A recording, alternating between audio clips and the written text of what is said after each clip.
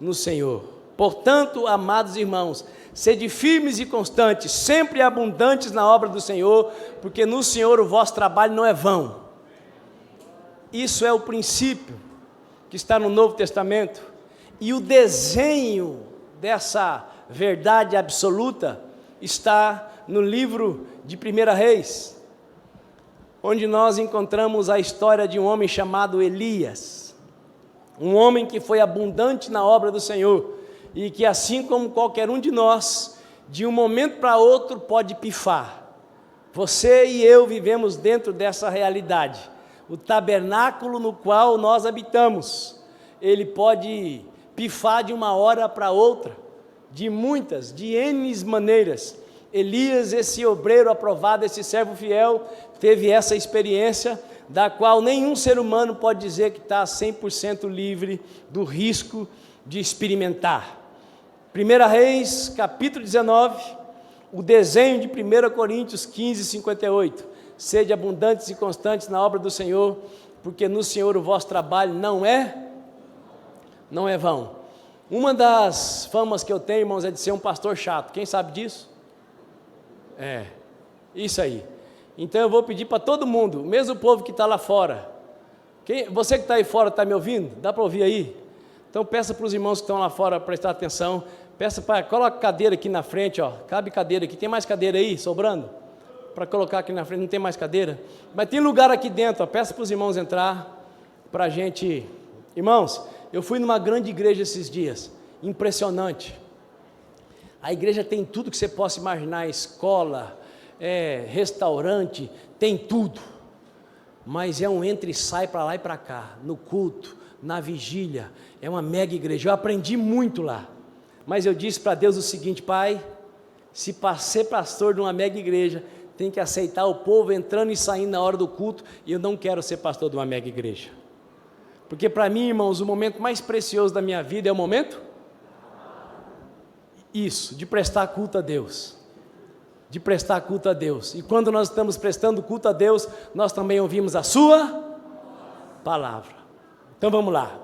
1 Reis 19, versículo 1, diz assim: Então o rei Acabe contou a sua esposa Jezabel tudo o que realizara o profeta Elias, e como ele passara ao fio da espada todos os 450 profetas de Baal. Quando disse isso, Jezabel mandou um mensageiro ao profeta Elias com o seguinte recado: que os deuses me façam sofrer as piores desgraças, se até amanhã, a esta hora, eu não fizer com a tua vida o que fizeste com os profetas. Assim que o profeta Elias recebeu esse aviso, fugiu para salvar a própria vida. Chegando a Berseba, que pertence a Judá, deixou ali o seu servo. O profeta Elias não matou apenas os 450 profetas de Baal, ele matou mais 400 profetas de Astarte, ou seja, quase 900 pessoas.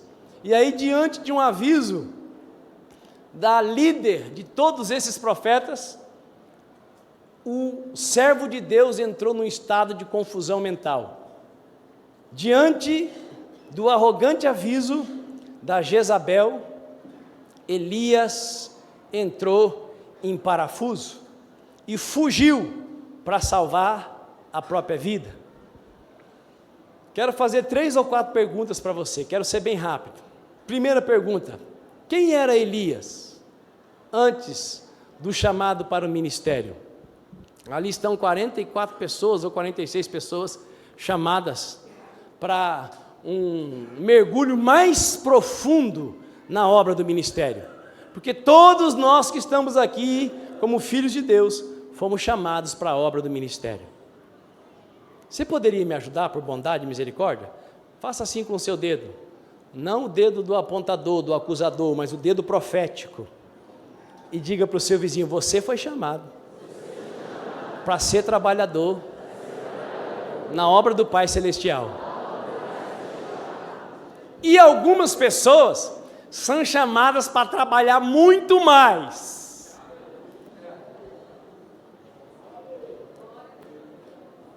Quem era Elias antes de aceitar o chamado? Até ser chamado por Deus, Elias era um habitante de uma cidade chamada Tisbé.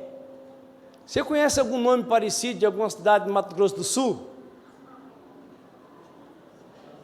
Que o Pedro Malazar te conta uma piada sobre ela, que o café dessa cidade é fraco, o povo é feio, mas isso é piada, não é verdade.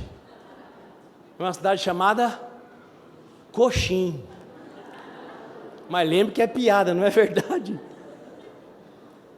Elias era habitante dessa cidade chamada Tisbé, cidade que você nem vai encontrar no mapa, e cujo nome aparece uma única vez na Bíblia, para localizar a origem do anônimo Elias.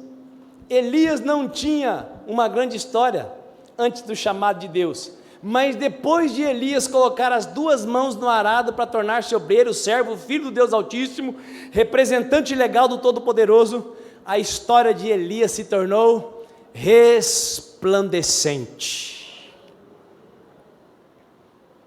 Você quer ser uma vela apagada ou uma vela acesa? Você quer ser um farol ou um silibim? O Pedro falou aqui na frente, um farol. Glória a Deus, Pedro. E você, pai do Pedro, o que você quer ser? É a mãe do Pedro. E vocês, o que vocês querem ser? Farol. É o que o Senhor diz que eu e você somos. Luz do mundo. Vós sois a luz do mundo. Elias de anônimo passou a ser alguém resplandecente. Quem era Elias? Depois de aceitar o chamado de Deus. Antes do chamado, quem ele era? Habitante de Tisbé. Entenda o que você quiser. Depois de abraçar o chamado de Deus, lá no livro do meio-irmão de Jesus, o Tiago era meio-irmão de Jesus, porque ele era filho da Maria com José, e Jesus era filho da Maria com o Espírito Santo, então ele era meio-irmão. Está escrito o seguinte: portanto, confessai os vossos pecados uns aos outros e orai uns pelos outros para seres curados. A súplica de uma pessoa justa é muito poderosa e eficaz. Elias era uma pessoa frágil como nós. Ele orou fervorosamente, rogando para que não chovesse, e não choveu sobre a terra durante 3 anos e meio. Então fez outra oração, e os céus derramaram suas chuvas, e a terra produziu seus frutos. Diga para o seu vizinho, esse era o tal do Elias. Fazia parar de chover, e fazia chover. Isso é o que diz sobre ele no Novo Testamento. No Antigo Testamento, tem essa passagem que o Tiago citou, onde Elias ora e a chuva para, Elias ora e a chuva volta. E tem também uma outra passagem que diz que Elias foi alimentado por corvo. Sabe quem é o corvo? É o primo do urubu. Você comeria uma picanha entregue pelo iFood do seu urubu? 1 Reis 17:5 está escrito assim: então Elias partiu e fez tudo conforme a palavra de Yahvé. Foi morar perto do riacho de Querite, a leste do Jordão. Os corvos lhe traziam pão e carne pela manhã, como também pão e carne ao pôr do sol, e ele saciava sua sede nas águas do ribeiro. Então Elias comia pão fresco de manhã com carne, entregue por quem? Pelos urubus. Mas devia ser urubu celestial, né, gente? O ribeiro secou, e então Elias foi mandado para a casa de uma viúva, uma mulher que não tinha nada, porque viúva era sinônimo de necessitada. E quando Elias chega na casa da viúva, encontrando-se com ela, pede uma comida para ela, diz: não tem nada, na minha casa tem um restinho de farinha, um pouquinho de azeite, vou fazer um bolo para mim e para o meu filho, nós vamos comer e vamos morrer. E aí Elias disse para essa mulher assim: porquanto assim diz Yahvé, o Senhor Deus de Israel, a farinha na vasilha não se esgotará, o azeite da botija jamais faltará, até o dia em que Yahvé fizer chover sobre a face da terra. Mas vai lá e faça um bolo primeiro para mim. Eu pergunto, o profeta era esperto, que nem boa parte dos homens de Deus de hoje? Ou ele estava ajudando aquela mulher a exercitar a fé? Ajudando a mulher foi lá e fez o bolo e trouxe para ele, e a farinha não acabou, e o azeite não acabou, e eu acredito que a vizinhança toda ia na padaria dessa viúva. Esse era o Elias. Elias orou, e o menino ressuscitou. Se eu não estiver enganado, ele mandou primeiro o servo dele com o cajado, é isso? Ou é o Eliseu? É o Elias, né? Ele mandou o servo dele com o cajado, colocou o cajado no menino não ressuscitou. O Elias foi lá, pediu para os incrédulos todos saírem da casa, os incrédulos eram o pai e a mãe do menino. E o Elias deitou sobre o menino 3 vezes e o menino ressuscitou. Quem era Elias antes de ser chamado por Deus? Habitante de Tisbé, morador de Coxim. E quem era Elias depois de aceitar o chamado de Deus? Isso aí. Diante dos trocentos profetas de Baal, 450 contra 1, eles clamaram, choraram, estribucharam e nada de descer fogo, porque o desafio era quem ia fazer descer fogo do céu. E depois de os profetas clamarem e não adiantar nada, Elias falou: manda água em cima do sacrifício.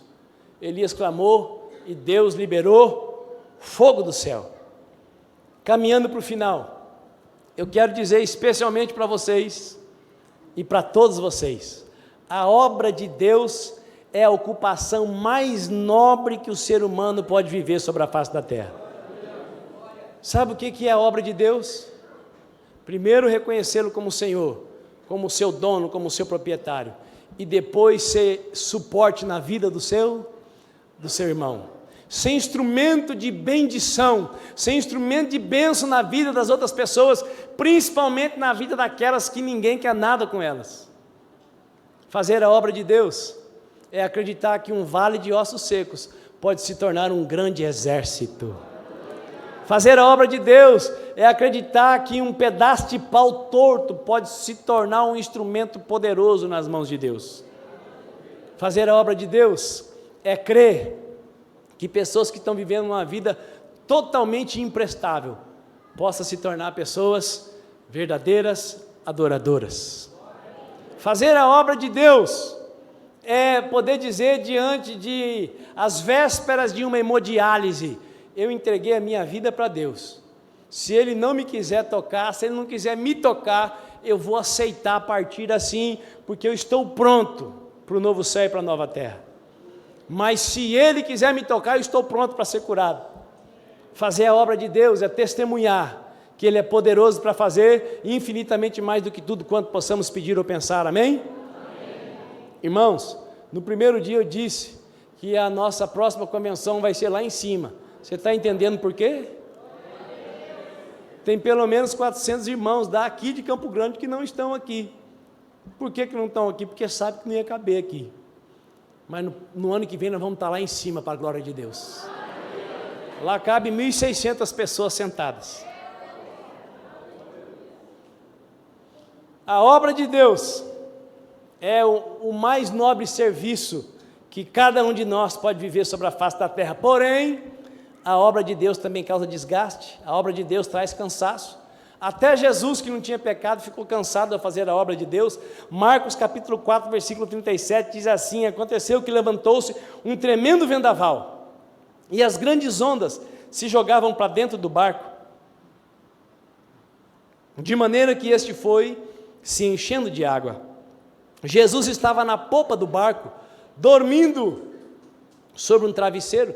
Sabe onde é a popa do barco? Quem aqui já andou de barco? É o lugar que mais balança, sim ou não? Jesus estava no lugar que mais balança, fazendo o quê? Dormindo. Os discípulos, pescadores, treinados, conhecedores de mar, de vento, de tempestade, estavam apavorados e Jesus estava dormindo com a cabeça sobre um travesseiro. Por que será que ele estava dormindo? Jesus era vagabundo? Não, trabalhador, ele imitava o Pai, mas ele estava tão cansado do trabalho do dia, de tantos milagres que ele operou, de tanta gente que ele atendeu, que ele estava num cansaço extremo. E os discípulos o despertaram e suplicaram: mestre, não te importas que pereçamos? E a sequência do texto sagrado diz: mas vocês são de pouca fé, hein? Por que vocês não mandaram o vento quietar? Deixa comigo, vento, quieta-te. Os discípulos ficaram estupefatos e disseram: quem é esse que até o mar e os ventos lhe obedecem? Eles estavam andando com Jesus, mas eles ainda não conheciam tudo que Jesus podia, e muitas vezes nós somos assim também, sabia? Jesus não está mais no nosso barco, agora Ele está dentro de nós na pessoa do Espírito Santo, e nós ficamos procurando ajuda fora, perdidos para lá e para cá, sendo que é só clamar a Ele de todo o coração, que Ele faz a tempestade do nosso interior se aquietar. Agora preste atenção no que eu vou falar.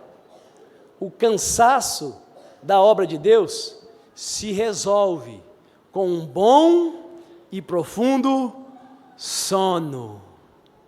O cansaço provocado pela obra de Deus se resolve com um bom e profundo sono. A maioria dos obreiros de Deus que estão reclamando da obra de Deus, que estão reclamando do povo de Deus, não estão vivendo um estado de desgaste por causa da obra de Deus. Porque quando você faz a obra de Deus em parceria com Deus, o seu físico pode se esgotar, mas Ele vai te dar a saúde emocional e mental para suportar. E cansaço físico se resolve com um bom e profundo sono. Quem me entendeu pode levantar a mão para o céu e dar um glória a Deus. A maioria do povo que diz que não aguenta mais fazer a obra de Deus, não é por causa da obra de Deus que está se matando. Essa quantidade infinda de pastores que estão suicidando, não é por causa da obra de Deus, porque Deus dá o poder necessário para todo aquele que se dispõe a fazer a obra dEle. A maioria dos pastores que estão suicidando, eles estão suicidando por excesso de pornografia. Realidade, pesquisa norte-americana. A pornografia, irmãos, é a maior desgraça que o diabo colocou na vida do ser humano. E se nós pudéssemos colocar uma televisão sobre a cabeça de cada pessoa que aqui está, talvez fôssemos fazer descobertas tremendamente desagradáveis. E se você descobrisse que o seu vizinho está viciado em pornografia, o que você ia fazer? Contar para o outro vizinho? Aí você ia fazer papel do diabo na vida dele. Mas se você descobrir que o seu cônjuge está viciado em pornografia, o que você vai fazer? Você vai acusá-lo, você vai fazer papel do diabo na vida dele. Mas se você descobrir que o seu cônjuge está viciado nessa desgraça, seja anjo de Deus na vida dele. Meu amor, meu príncipe, minha princesa, conta comigo, vamos vencer essa praga que entrou na nossa casa. Porque essa praga, irmãos, ela está na vida de boa parte da humanidade hoje. Sabe o único lugar onde as pessoas não têm vício em pornografia? Na terra? Na África. Porque o povo lá é mais santo? Não, lá é onde o povo mais peca na área sexual. Por isso que a AIDS se espalhou de uma maneira absurda na África. Mas por que o povo lá não é viciado em pornografia? Diga para o seu vizinho, porque não tem acesso à internet.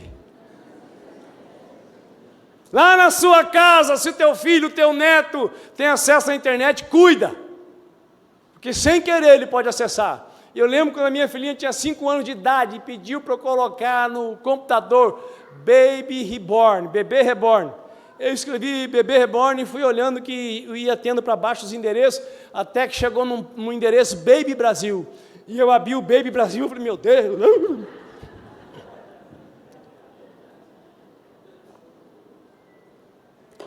Sabe por que deu essa pituca? Porque se não der essa pituca, o servo de Deus... Não, deixa eu conferir, meu pai. E se você conferir uma vez... Não, será que é mesmo? Não, não pode ser, eu vou conferir de novo. Todos nós gostamos mais dos profanos do que do santo. Essa é a realidade. Por isso nós precisamos uns dos outros. Nós precisamos ajudar uns aos outros, não acusar uns aos outros, amém?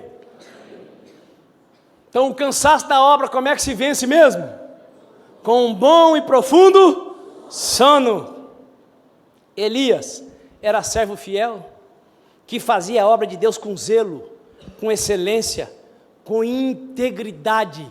E eu pergunto para você, como entender que um homem de Deus como Elias, usado para operar tantas maravilhas, possa ter entrado em desespero, em crise diante de uma ameaça feminina?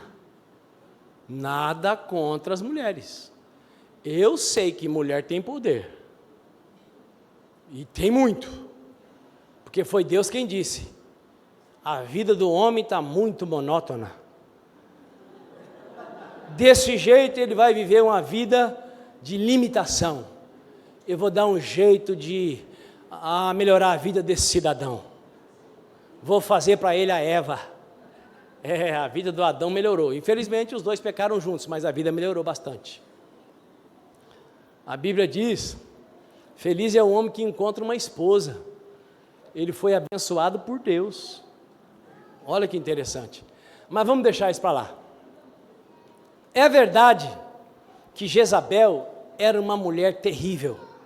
Ela era dominadora, mandona, a dona do pedaço. Sargento Getúlio. Você conhece alguma mulher assim? Não precisa levantar a mão, pelo amor de Deus. Você já teve uma mãe assim? Uma avó assim? Você tem uma esposa assim? Se você tem, eu quero dizer para você que só jejum e oração. Estou falando sério. Jezabel era a rainha, a prefiguração da mulher insubmissa, que quer ser a cabeça, a dona do pedaço. Deixa eu te dar um recado, minha irmã. Seja boba não. Como dizia minha avó, deixa de ser besta. Não queira tomar as rédeas da sua casa não. Não queira ficar com peso para você não. Entrega para o seu marido, ele que se vire, ele quis casar, ele que dê conta do recado. Por que as mulheres estão morrendo hoje de infarto fulminante do miocárdio? Porque isso não tinha nos tempos antigos. Por que as mulheres estão morrendo? Por dois motivos. Primeiro, agora elas trabalham fora e tem que fazer todo o serviço de casa. É assim ou não? Na maioria das casas é assim. Trabalha fora e ainda tem que fazer todo o serviço de casa. O sistema comandado pelo diabo fez com que o salário fosse se diminuindo tanto que o que o homem ganha não dá mais. Porque hoje tem tanta coisa que dizem que nós temos que comprar que nós nem precisamos, então tem que a mulher trabalhar fora. E a mulher foi gerada por Deus para trabalhar na empresa mais difícil do universo. Qual é a empresa mais difícil do universo? A casa. A sua mulher faz o quê? Nada, fica em casa. Meu Deus, vai trabalhar no lugar dela, miserável, se você aguenta. Então as mulheres têm dupla jornada. Segundo motivo, antigamente, só os homens que pulavam a cerca, só os homens que eram biscateiros, só os homens que eram prostitutos, mas hoje as mulheres também são. Elas traem mais do que os homens. E é por isso que elas também morrem, estão morrendo de infarto fulminante do miocárdio. Está entendendo? Todas as vezes que nós imitamos o que o outro faz de errado, nós nos lascamos como os outros estão se lascando. Quem me entendeu, levanta a mão para o céu. Deus sabe o que faz. Ele criou o Adão para Eva, e a Eva para o Adão. Deus falou, tem uma só que já está bom. Se tiver mais de uma, você vai se lascar, meu irmão. Pode ver na Bíblia, todos que tiveram mais de uma se deram, porque Deus falou, é um homem para uma mulher. Voltando aqui. Como entender que um homem como Elias ficou pifado? Como entender que um profeta como Elias entrou num estado de burnout? Como que é o nome do negócio lá, do nome em inglês? Burnout.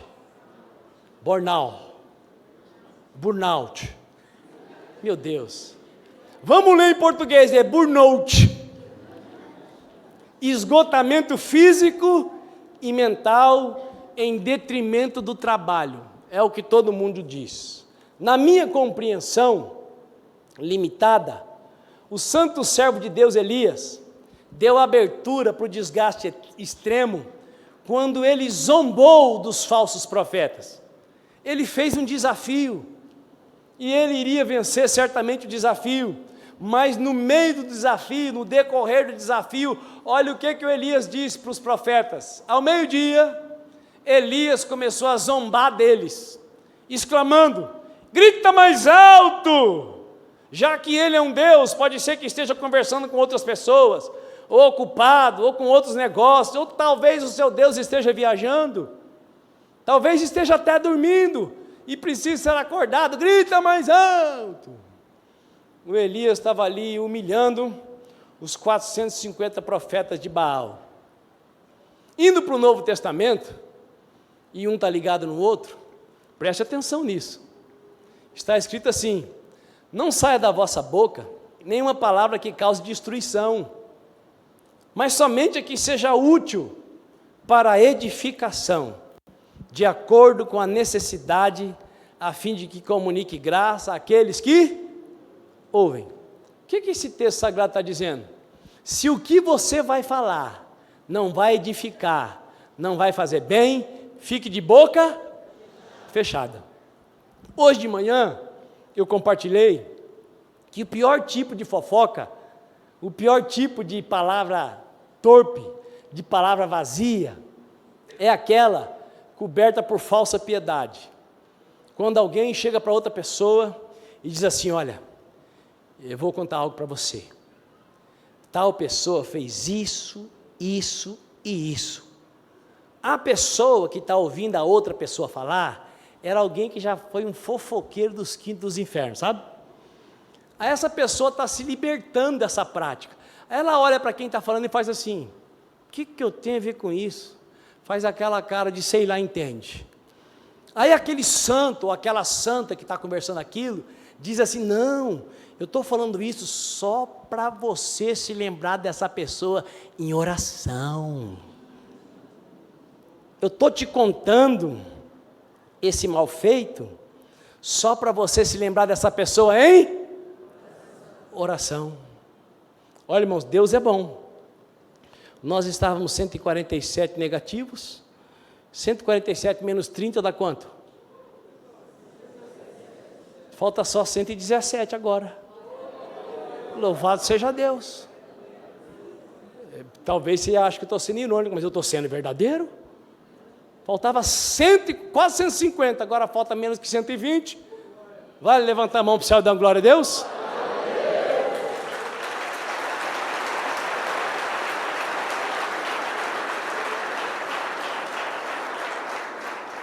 Mateus 5:22, e aí eu já estou indo para o final, diz assim: eu porém vos digo, qualquer que se irá contra seu irmão estará sujeito a juízo.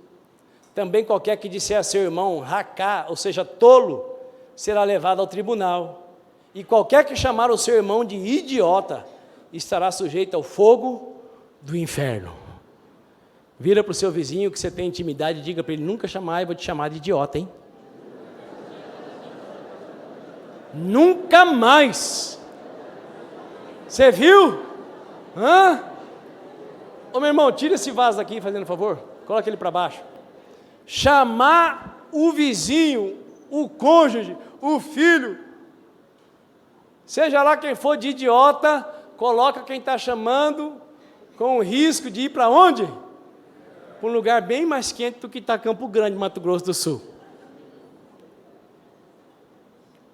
Elias estava num estado de confusão mental, e quando ele recebe a mensagem da Jezabel, ele foge, e ao fugir, no meio do caminho, estando ele lá no deserto, segundo o texto sagrado, ele se senta debaixo de uma pequena árvore, um pé de giesta, uma espécie de arbusto, e ali ele faz a seguinte oração, pedindo a morte: agora basta, ó Deus, retira minha vida, pois eu não sou melhor do que os meus pais.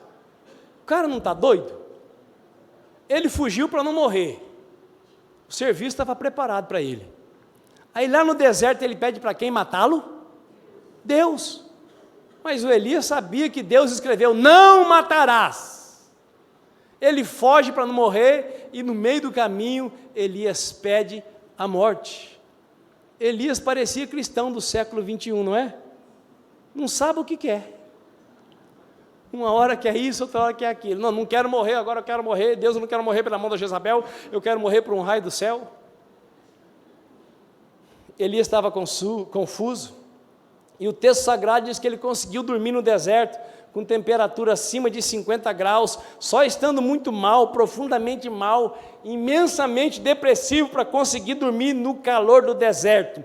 E eu pergunto para você, como você trataria uma pessoa que entrasse nesse estado e fosse do seu círculo de relacionamento? Como você trataria o seu pastor, se ele entrasse num estado de imprestabilidade, se ele não prestasse para mais nada?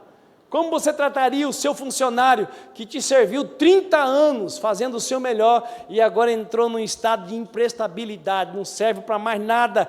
Como você trataria o seu colega de trabalho que agora precisa da sua ajuda, está te sobrecarregando porque ele está profundamente depressivo, mas se ele faltar um emprego ele vai perder o trabalho? Como que você o trataria? Que tipo de mensagem você mandaria para esse funcionário, para o seu pastor, para o seu colega de trabalho, para essa pessoa que está surtada, fugindo, que abandonou o trabalho? Me ajude, para nós irmos mais rápido para o final. Pergunte para o seu vizinho, que tipo de mensagem você mandaria?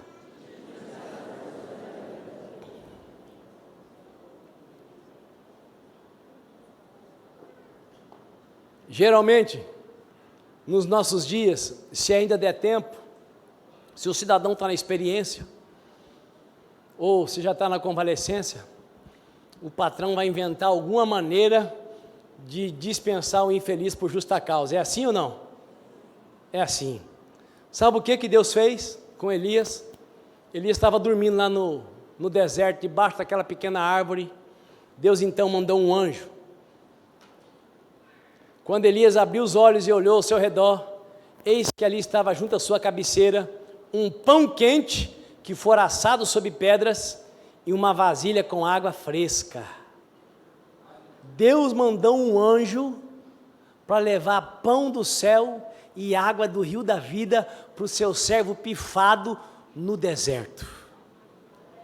Me ajude, diga para o seu vizinho, esse é o Deus criador dos céus e da terra. Esse texto que eu estou lendo é no Antigo Testamento ou no Novo?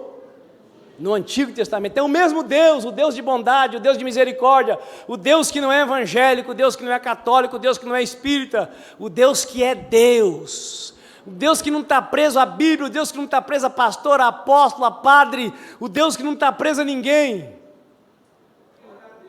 Ele é aquele que era, que é e que sempre será. Elias comeu e bebeu, e como ele estava muito mal, o que ele foi fazer depois? Dormir. Cuidado, quando você quiser só dormir, toma cuidado, hein? Elias dormiu.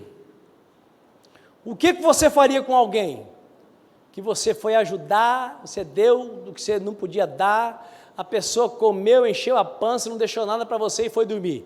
O que você faria com essa pessoa? Acorda folgado, você está abusando da minha paciência. O que Deus fez?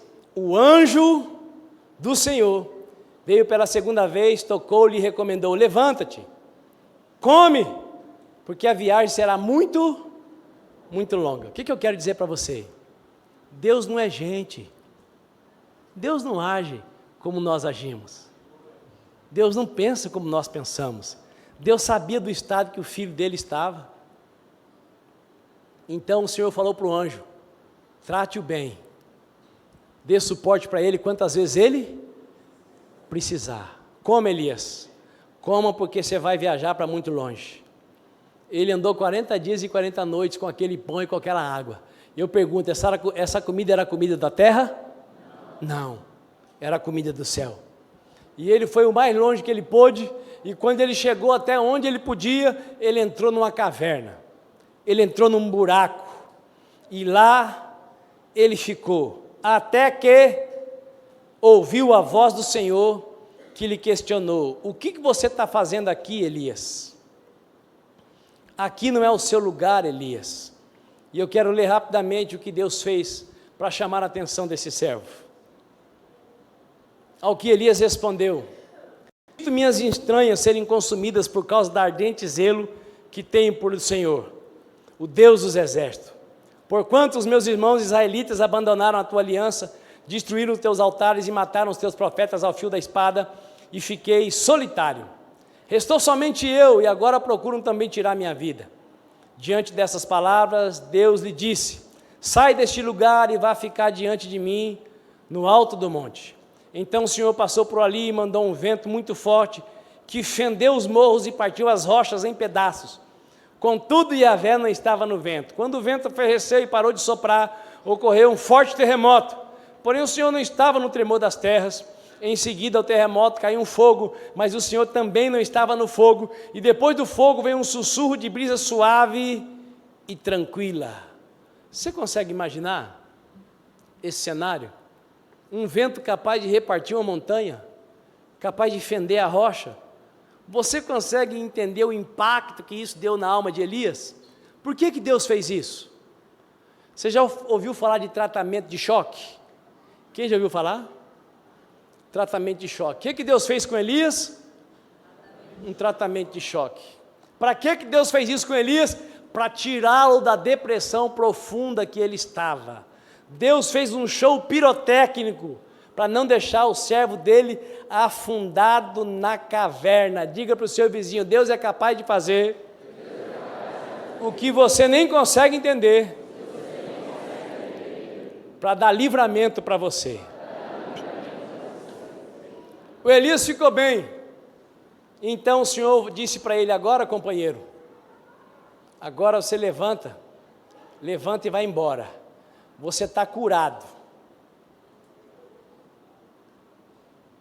O Senhor pergunta para ele de novo: o que você está fazendo aqui? Vai embora, pelo mesmo caminho que você voltou, vai de volta. Deus falou para o Elias o seguinte: quem me serve não termina na vergonha, no descaso, na falência. Quem me serve tem respaldo do céu. Não existe nada melhor do que ser trabalhador da obra de Deus. Deus, irmãos, nos paga hora extra. Verdade? Se desse tempo, poderia contar alguns milagres.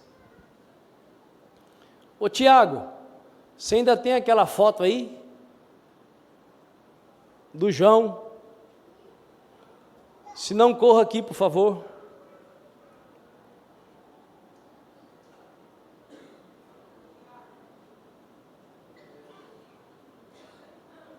Deus nos paga hora extra. Diga para o seu vizinho: Deus nos paga hora extra. Quanto você paga pelo ar que você respira? Quem foi que te teceu depois que a semente do seu pai se encontrou com o óvulo da sua mãe? Quem é que teceu você no ventre do seu pai e da sua mãe? Deus. Todos nós somos chamados para trabalhar para Deus. Seu trabalho de guarda noturno, de atendente no balcão, de médico, de prefeito, de deputado, de dono de padaria, seja lá o que for, é apenas um disfarce que possibilita a sua sobrevivência na terra e dá para você a oportunidade de fazer a obra do Pai, de ser para essa terra sal e luz. Olha aí, irmãos, esse aí é o meu filho que estava aqui, ó, o ex-demônio. Agora uma bênção. Eu queria que a minha esposa ficasse grávida na noite de núpcias. Quem se lembra que eu falei isso? Mas ela não aceitou, né? Até que então ela teve um problema chamado síndrome de Raynaud, ficou cega de um olho, que Deus curou, teve um problema na coluna incurável, que Deus curou, e em seguida ela engravidou. Eu imagino que esse defeito aí foi um efeito colateral da doença que ela teve. Então o rapazinho nasceu com esse caroço nas costas, que no começo era do tamanho de um caroço de azeitona, e foi crescendo e crescendo. Aqui é quando ele tinha 4 anos. Lembra que eu disse que Deus nos paga com hora extra? E quando ele chegou aos 8 anos, já estava algumas vezes maior do que isso. Minha esposa, que desde sempre orou, e eu, como todo bom pai, sossegado. Porque pai é assim, não é? O filho sai, demora para voltar, como é que a mãe fica? Querido, cadê nosso filho? Calma, mulher, notícia ruim chega logo, ele está bem, vai chegar. 2 horas depois, eu estou preocupado, cadê o menino? Vai chegar, deve estar jogando bola. 00:05, meu velho, cadê meu filho? A mulher já está naquele ponto. O homem fala, deve ter ido para alguma festa. Homem é assim, todo homem é assim. E a minha esposa se matando de orar e eu sossegado. Até que ela começou a me pressionar e eu comecei a orar. Toda noite eu orava pelo meu filho, ele e eu olhava o osteocondroma. Numa quarta-feira de 2013, se eu não estiver enganado, eu orei à noite e olhei o caroço. 6 da manhã, nós orávamos às terças e quintas às 6:30. 6 da manhã eu fui lá e olhei, levantei o pijama para procurar o caroço. Cadê o caroço? Só que estava todo mundo dormindo, não dava para gritar.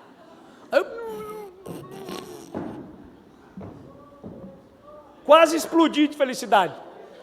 Da minha casa na Mário Quintanilha até a Cabeça de Boi, o carro balançava, eu cheguei sem voz, de tanto que eu gritei aleluia e glória a Deus. Eu fiquei muito mais pentecostal do que o pastor Carlos. Deus nos dá hora extra. Esse ano meu filho iria fazer a cirurgia, 16 anos, se o caroço não tivesse crescido para dentro. Quando a minha esposa levou o garoto no médico, o ortopedista, eu não disse para você que não podia mexer? Mas doutor, eu não disse para o senhor que Jesus ia curar? Que Jesus curar? Chamou os outros da turma qual o nome aí? Ortopedia. Tiveram que engolir. O Deus dos cristãos faz milagres. Aleluia. Glória a Deus.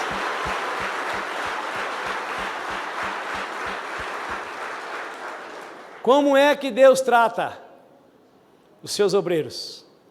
Privilégios de um obreiro fiel. O obreiro fiel e seus privilégios. Fique de pé.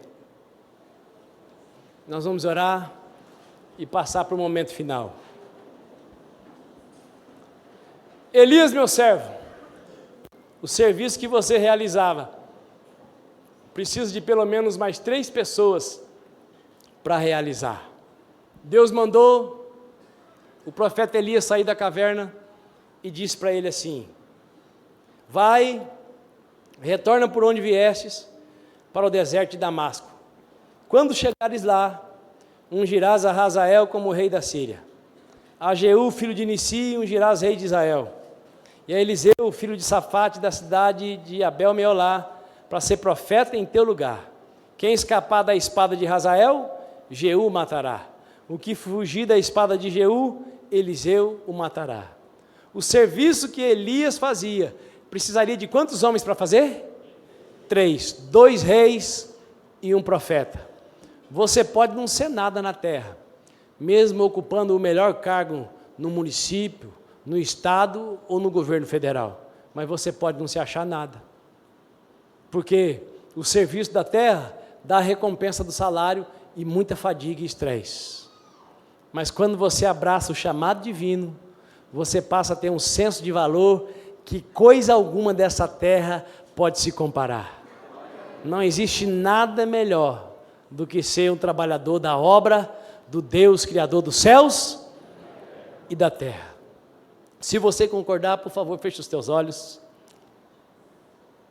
Pai, Obrigado por mais essa noite, por mais esse dia de vida na Tua presença. Obrigado por cada um dos Teus filhos e filhas que ali estão, esperando esse momento tão precioso da ordenação. Obrigado pela vida dos seus parentes, amigos, que estão aqui para prestigiá-los e acabaram então participando desse culto, prestando culto ao Senhor. Que a Tua boa mão seja e esteja especialmente sobre os nossos convidados, as nossas convidadas. Que sobre a vida deles o Senhor dispense uma graça especial, uma bênção especial, um toque especial das Tuas mãos. Aqueles que já conhecem o Senhor, através de um relacionamento de leitura da Tua palavra, de oração e de jejum, que eles cresçam ainda mais e resplandeçam a Tua glória. Aqueles que ainda não têm uma intimidade com o Senhor através de Jesus, através da leitura da palavra, da oração e da prática do jejum, que eles se disponham a Te conhecer dessa maneira. Pai, que o Senhor, na sua extrema grandeza e bondade, fale, testifique profundamente ao coração de cada pessoa que aqui está, que não existe nada melhor do que viver como um servo e uma serva do Senhor sobre a face da terra, para servir as pessoas que estão ao nosso redor.